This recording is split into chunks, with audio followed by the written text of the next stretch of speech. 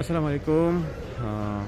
যারা শ্রীলঙ্কায় ট্রানজিট নেন, বিশেষ করে যারা মালয়েশিয়া থেকে রিটার্ন শ্রীলঙ্কান এয়ারলাইন্সে করে বাংলাদেশে যেতে সময় যারা ট্রানজিট নেন, তাদের জন্য একটা গুড ইনফরমেশন। যারা ফার্স্ট টাইম নিচ্ছেন কীভাবে শ্রীলঙ্কাতে বেরোবেন, এই হচ্ছে অ্যারাইভাল গেট। এখান থেকে সচরাচর এই দিক দিয়েই আমরা রিটার্ন মানে ল্যান্ড করি। ল্যান্ড করার পর এই গেট দিয়ে এসে একদম সরাসরি ঠিক এখানে হচ্ছে ওয়েলকাম টু শ্রীলঙ্কা। এখান থেকে লেফটে হচ্ছে যারা আজকে এন্ট্রি করছে তারা এদিক দিয়ে আসে, ইমিগ্রেশন শেষ করে। আর এই পাশটা হচ্ছে যারা এক্সিট হবে। তো এই ঠিক এইখান থেকে বরাবর আসলে এই হচ্ছে বৌদ্ধা স্ট্যাচু। এই বৌদ্ধা স্ট্যাচুর একদম কাছেই, এখানেই একদম বরাবর আবারও দেখিয়ে দেই, এইখান থেকে এসে একদম নাক বরাবর হচ্ছে বৌদ্ধা স্ট্যাচু। বৌদ্ধা স্ট্যাচুর ঠিক পাশেই হচ্ছে visa on arrival office, visa on arrival office. তো এই ভিসা অন অ্যারাইভাল অফিসে এখানকার যে ভিসা অফিসার থাকেন, আপনার যদি 1 মাসের ভিসার প্রয়োজন হয় সেটার জন্য তো আপনাকে পে করতে হবে। আদারওয়াইজ ট্রানজিটের জন্য কোনো রকম পেমেন্ট লাগে না। এখানে আপনার পাসপোর্ট দিলে আপনাকে আগে থেকে ইটিও করার দরকার নেই। যাদের আগে থেকে ইটিএ করা আছে তারা ঠিক এর পাশেই হচ্ছে ইমিগ্রেশন।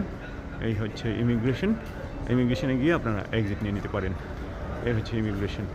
হ্যাঁ, আর যাদের আগে থেকে ইটিএ করা নেই ওনাদের জন্য হচ্ছে এই ভিসা অন অ্যারাইভাল অফিসে আপনাকে হচ্ছে হোটেল বুকিং দেখাতে হবে। আর কিছু না, আপনার নেক্সট ফ্লাইটের বোর্ডিং পাসপোর্ট আর হোটেল বুকিং দেখানোর পরে আপনাকে ওনারা আপনার পাসপোর্টটি ওনারা এন্ট্রি করে দেবেন। দেন হচ্ছে পাসপোর্ট এন্ট্রি হয়ে যাওয়ার পরে আপনি পাসপোর্ট নিয়ে ইমিগ্রেশনে চলে যাবেন। অ্যান্ড আপনি 2 দিনের ট্রানজিট ভিসা হয়ে যাবে। যদিও আপনাকে ভিসা স্টিকার দেবে না, আপনার একটা এক্সিট এবং একটা এন্ট্রি সিল পড়বে আপনার পাসপোর্টে। এই ছিল ইনফরমেশন। আশা করি ভিডিওটি আপনাদের কাজে আসবে যারা নতুন আসতেছেন, শ্রীলঙ্কায় ফার্স্ট টাইম যাবেন। তো খুবই কাছে, আবারও বলে দিচ্ছি, খুবই কাছে। এই হচ্ছে বৌদ্ধা স্ট্যাচু, এই হচ্ছে অ্যারাইভাল গেটগুলো। এখান থেকে অ্যারাইভাল হয়ে একদম সোজা নাক বরাবর আসলেই হচ্ছে বৌদ্ধা স্ট্যাচু। বৌদ্ধা স্ট্যাচুর সাথেই এ হচ্ছে visa on arrival office. And visa on arrival office শেষ করেই হচ্ছে ইমিগ্রেশন। এটা হচ্ছে ইমিগ্রেশন। ঠিক আছে, ভালো থাকুন।